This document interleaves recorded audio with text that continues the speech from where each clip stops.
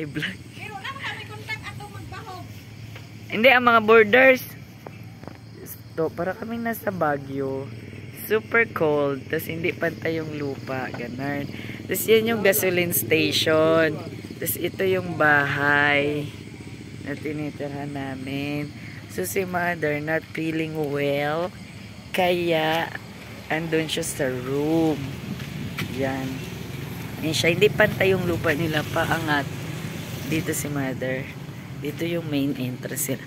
Ay, si ate pala nag-ayos ng kanyang kuwan sa aso.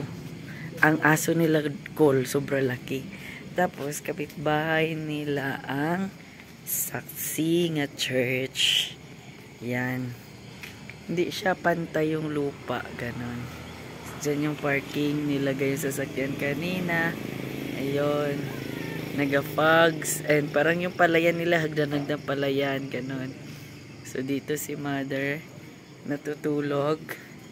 Kasi, ay, akala ko natutulog. Naga-cellphone. So, ganon.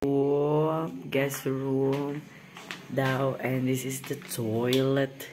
Toilet? And pati ni mother. And I go outside to check it. See. Ito matanag yung nagana din.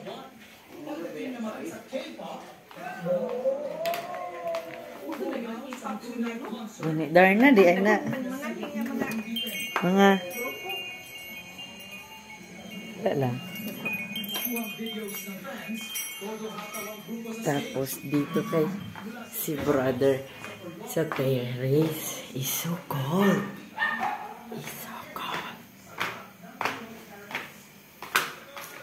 Pag diri ka kuya lamig. Ha? Pag diri ka lamig. Ha?